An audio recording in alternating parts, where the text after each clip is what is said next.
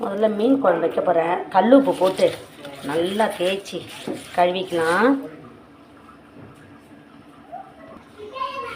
எவ்வளோ அழுக்கு அதே கழுவி வச்சுட்டு இன்றைக்கி வந்து லஞ்ச் என்ன பண்ண போகிறேன்னா, மீன் வந்து கழுவிட்டு உப்பும் மிளகாத்தூளும் போட்டு இது ஊற வச்சுருக்கேன். ஒரு 4 மீன் தான் வறுக்க போகிறேன். 4-5 மீன் இருக்குது. 5 மீன் வந்து ஃப்ரை பண்ண போகிறேன். இது இப்படியே இருக்கட்டும். அடுத்தது வந்து இந்த மீனை நான் கழுவி வச்சுருக்கேன். இதுக்குள்ளே போட்டுக்கிறேன். மீன் குழம்பு ரெடி பண்ண போகிறேன். மீன் குழம்பு ரெடி பண்ணுறதுக்கு எப்படின்றத பார்ப்போம். இப்போ இந்த மீனை நான் முதல்ல புளியை ஊற்றிக்கிறேன். கொஞ்சம் உப்பு புளி மிளகாத்தூள் போட்டு ஊற வைப்போம்.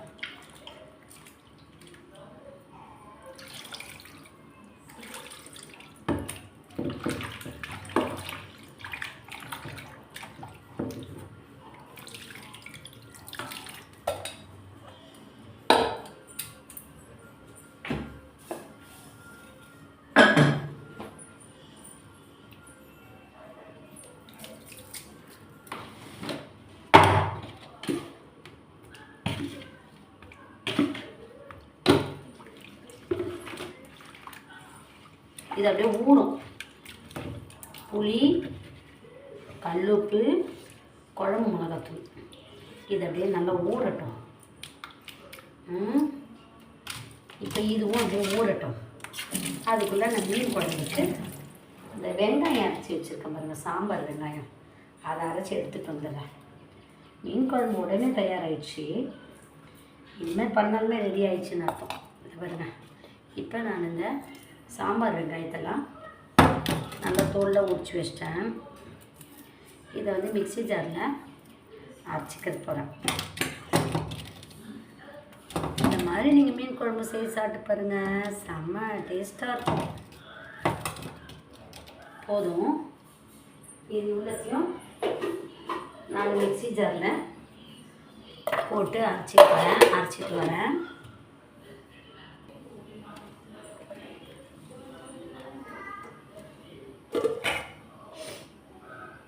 சாம்பார் வெங்காயத்தை அரைச்சிட்டேன். இல்லை 2 தக்காளி அரைச்சிக்கலான்னு பார்க்குறேன். நல்லா 2 தக்காளியை மிக்ஸி ஜாரில் அரைச்சிட்டு சட்டி ரெடியாக அடுப்பில் வச்சுருக்கிறேன். சட்டி சூடாகட்டும். அதுக்குள்ளே தக்காளி அரைச்சிட்டு வந்துடுறேன்.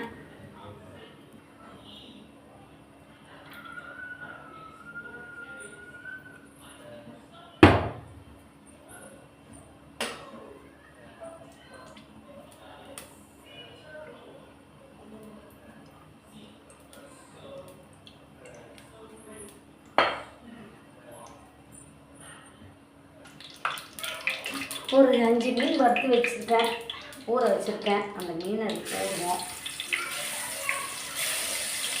இதுலேயே மீன் குழம்பு பண்ணிடலாம்.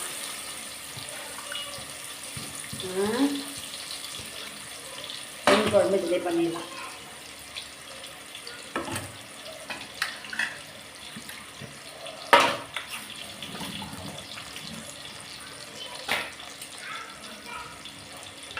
நல்லா சூடாகட்டும். கொஞ்சம் அதே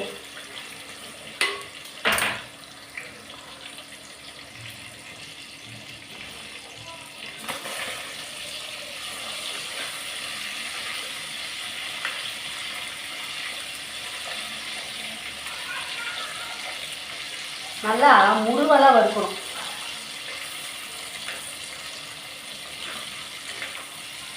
திருப்பி போட முடியலப்பா.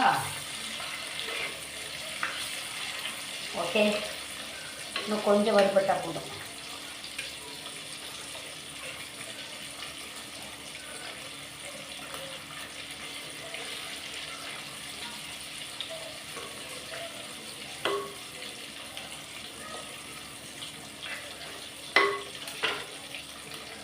நான் வந்து இன்னும் ஸ்டவ்வில் என்ன பண்ணிக்கிட்டேன்னா சாம்பார் வேக வச்சுப்பேன்.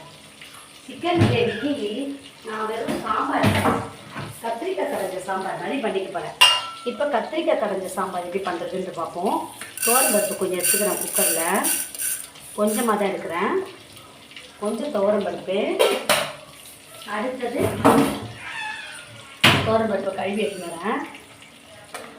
மீன் வறுத்தது வறுப்பட்டது போதும்னு நினைக்கிறேன்.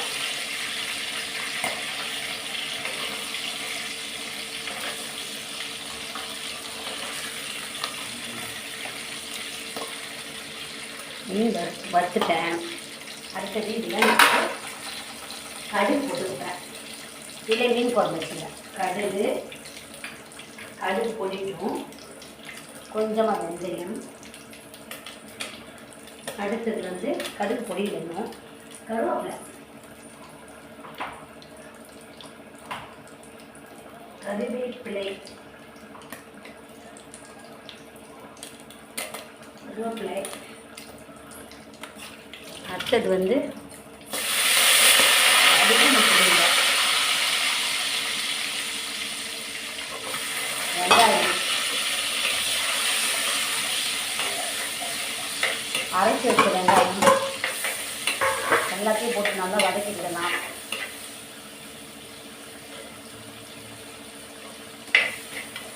நல்லா வதங்கிட்டோம். நல்லா வதக்கிக்கிடலாம். ரொம்ப டேஸ்ட்டாக இருக்கும். இந்த மாதிரி நம்ம மீன் குழம்பு செய்து சாப்பிடும்போது எப்பயுமே நம்ம கொஞ்சம் வித்தியாசமாக செய்தாலே கொஞ்சம் டேஸ்ட்டாக தான் இருக்கும். நல்லா வதங்கட்டும். பொன்னிறமாக இந்த மாதிரி வதக்கும் போதே நல்ல இந்த வாசனை வந்து வடகம் போட்டு தாளித்த மாதிரி வாசனையாக இருக்குது. இப்போ நான் வந்து தக்காளி அரைச்சி வச்சுருக்கேன் பார்த்தீங்களா, அதையும் போட்டுக்கிறேன். ரொம்ப டேஸ்ட்டாக இருக்கும். இந்த மாதிரி நீங்கள் மீனை வந்து புளி தண்ணியில் ஊற வச்சு செய்தீங்கன்னா ரொம்ப சுவையாக இருக்கும். நான் இந்த மிக்ஸி ஜார்லேயே புளியை இன்னும் கொஞ்சம் கரைச்சி வச்சுக்கிறேன். ரொம்ப வித்தியாசமான டேஸ்ட்டாக சூப்பராக இருக்கும். நான் ஒரு முறை ஒரு மாடலில் செய்வேன் மீன் குழம்பு. அப்போ வித்தியாசம் வந்து இந்த ருசி வந்து மாறுபடுது கொஞ்சம் கொஞ்சம். எப்பவுமே சுவை மாறுபடும். புளி கொஞ்சம் ஊற்றி வச்சுக்கிட்டேன். அடுத்தது வந்து இதை நல்லா வதக்கிக்கலாம். இது வந்து சின்ன ஸ்டவ், அதனால் இது கொஞ்சம் வதங்கின பிறகு பெரிய ஸ்டவ் போட்டுக்கிடணும். இது கொஞ்சம் நான் மிளகாத்தூள் போட்டுக்கிறேன். ஏற்கனவே மிளகாத்தூள் போட்டிருக்கேன் ஊற வச்சதில். இதுதான் கொஞ்சம் மிளகாத்தூள் போட்டிருக்கேன். அடுத்தது ஒரு 2 பச்சை மிளகா அப்படியே முழுசாகவே போட்டுக்க போகிறேன். இப்போ இந்த பச்சை மிளகாய் எதுக்கு போடுறதுன்னா எனக்கு ரொம்ப பிடிக்கும். இது வந்து நான் இதில் போட்டுறேன், முழுசாகவே போட்டேன். இப்போ இது நல்லா வேகும் பார்த்தீங்களா, உப்பு புளி காரம் எல்லாம் அதுலேயும் சேர்ந்து அவ்வளோ டேஸ்ட்டாக இருக்கும். அந்த பச்சை மிளகாவை இந்த புளியை ஊற்றிடுறேன். அந்த பச்சை மிளகாவை நம்ம அப்படியே கசக்கி ஒயிட் ரைஸோடு பிணைஞ்சி சாப்பிடும்போது சூப்பர் டேஸ்ட்டாக இருக்கும். இப்போ நான் இதில் உப்பு போடலை, ஏன்னட்டா நான் வந்து ஆல்ரெடி உப்பு போட்டு வச்சு ஊற வச்சுருக்கேன் மீன் குழம்புல. அதனால் அந்த இதில் இருக்கட்டும், அதனால் நான் உப்பு போடலை. இப்போ நான் வந்து இதை பெரிய ஸ்டவ்வுக்கு மாற்றிக்கிறேன். இது கொஞ்சம் வத்தட்டும். வத்தின பிறகு நம்ம அந்த புளி கரைசலை மீனெல்லாம் ஊற வச்சுருக்கல அதை ஊற்றுவோம். இப்போ நான் வந்து இந்த அடுப்பில் வந்து துவரம் பருப்பு போட்டிருக்கேன். இப்போ இந்த துவரம் பருப்போட ஒரு 2 கத்திரிக்காயும் 2 பச்சை மிளகாவும் ஒரு 2 தக்காளியும் இது இவ்வளோத்தையும் நான் போட போகிறேன். என்னென்னது, இப்போ நான் வந்து கத்திரிக்காய் கடைஞ்ச சாம்பார் தான் வைக்க போகிறேன். இதை பாருங்கள். இப்போ இதுலேயே நான் போட்டுக்க போகிறேன் தக்காளி, பச்சை வந்து துவரம் பருப்புலேயே. இப்போ வந்து சிக்கன் கிரேவிக்கு சாம்பார் ரொம்ப நல்லாயிருக்கும். கிள்ளி போட்ட சாம்பார். 2 தக்காளி, 2 பச்சை மிளகா, அடுத்தது வந்து கத்திரிக்காய், 2 கத்திரிக்காய் பாருங்க. இது வந்து சொத்த கத்திரிக்காய் இருக்குது, கட் பண்ணி போட்டுக்கலாம்.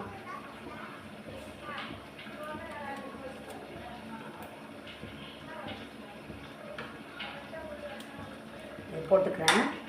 அடுத்தது இன்னும் ஒரு கத்திரிக்காய் போடலாம்.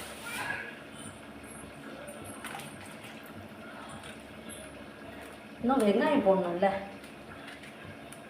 இந்த கத்திரிக்காய் நல்லா தான் இருக்குது. அடுத்தது வெங்காயம். ஒரு வெங்காயம் வச்சேன், ஒரு அரை வெங்காயம் போட்டுப்போம்.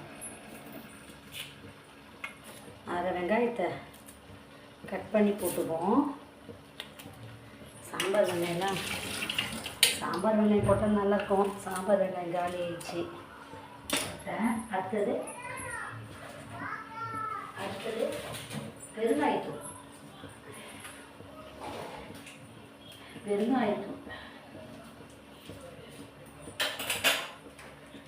ஒரு பெருங்காயத்தூள்.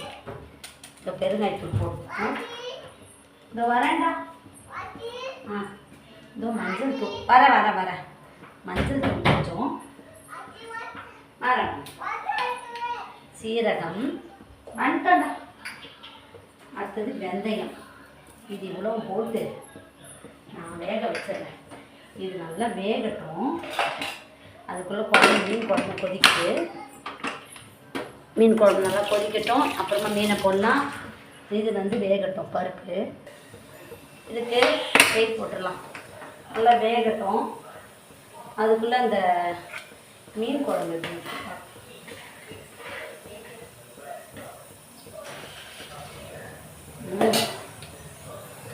இப்போ குழம்பு நல்லா கொதிச்சிச்சு. இந்த மீனை ஊற வச்சுருக்கேன் பார்த்தீங்களா, புளி, குழம்பு மிளகாத்தூள், உப்பெல்லாம் போட்டு இதை இதில் நான் ஊற்றிக்கிறேன். இப்போ இது நல்லா வேகட்டும். இந்த கழுவி ஊற்றிக்கிறேன். ஓகே, மீன் குழம்பு நல்லா கொதிக்கட்டும். வேணுன்னா இன்னொரு முறை கூட தாளிச்சு போட்டுக்கிடலாம். சுவையான மீன் குழம்பு தயாராகிடுச்சு. நல்லா கொதிக்கட்டும். அதுக்குள்ளே பருப்பு உப்பு கரெக்டாக இருக்குது. இந்த பருப்பு வேகுது. இப்போ அதை தாளிக்கணும். இந்த குழம்பு கிண்டி விட்டு பார்ப்போம். பருப்பு நல்லா வெந்துச்சுன்னா அதை தாளிக்க வேண்டியதுதான். இப்போ இது போடுது. இது இறக்கிடலாம். பெரிய ஸ்டவ்வில் அந்த குழம்பு வச்சிடலாம். வச்சுருவோம். கொதிக்கிட்டோம். சாம்பார் குழம்பு இந்த குக்கர் திறந்த பிறகு தான் சாம்பார் தாளிக்கணும். ஓகே, மீன் குழம்பு தயாராகிடுச்சு. கொஞ்சோண்டு காஃபி போட்டு குடிக்கலாம். பால் சூடு பண்ணிடுவோம். காஃபி போட்டு குடிச்சிட்டு அதுக்கப்புறமா இந்த இதுவும் தாளிக்கணும். சாம்பார் காஃபி பால் அடுப்பில் வச்சுருக்கேன். சுவையான மீன் குழம்பு தயாராகிடுச்சு. இந்த கதை போதும். இப்போ நல்லா மீன் வெந்திருக்கு. பச்சை வாசனை நல்லா போயிடுச்சு. இது இறக்கி வச்சிடுறேன். கொஞ்சோண்டு காஃபி போடலாம். மீன் குழம்பு தயாராகிடுச்சு.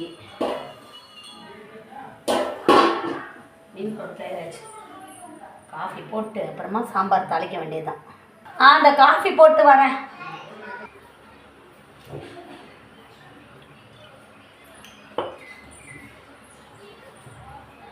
சாம்பார் தாளிச்சிடுறேன்.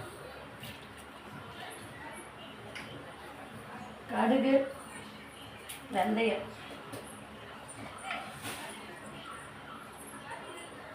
கடுகு பொடிட்டோம்.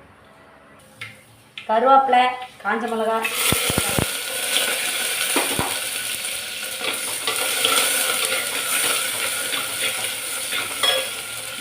கல்லுப்பு,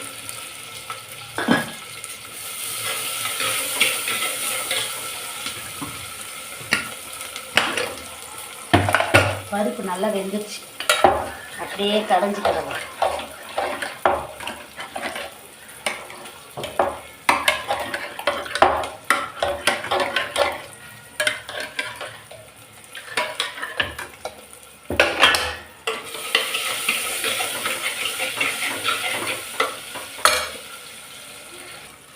கடைஞ்சி வச்ச சாம்பார் பருப்பு.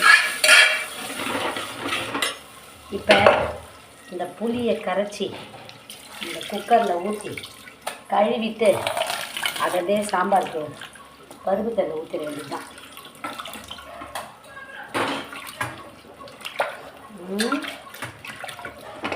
ஓகே.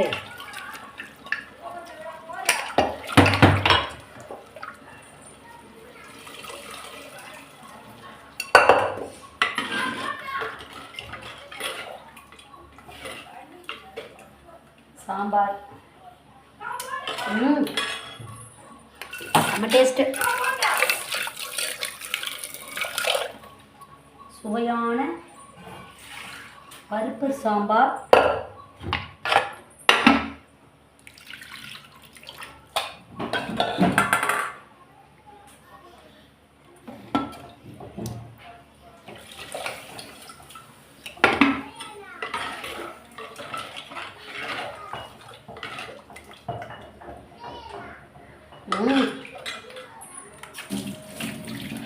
சுவையான பருப்பு சாம்பார் ரெடி ஆயிடுச்சு. அடுத்தது பருப்பு சாம்பாரா, அடுத்தது சிக்கன் கிரேவியா, மீன் வறுவலா, மீன் குழம்பு எல்லாம் தயாராகிடுச்சு. உங்களுக்கு இந்த லஞ்ச் பிடிச்சா சேனலை லைக் பண்ணுங்கள், ஷேர் பண்ணி சப்ஸ்கிரைப் பண்ணுங்கள். ஒயிட் ரைஸும் ரெடி ஆயிடுச்சு. இப்போ சாம்பார் பொரிச்சோன்னா ஸ்டவ் ஆஃப் பண்ண வேண்டியது தான்.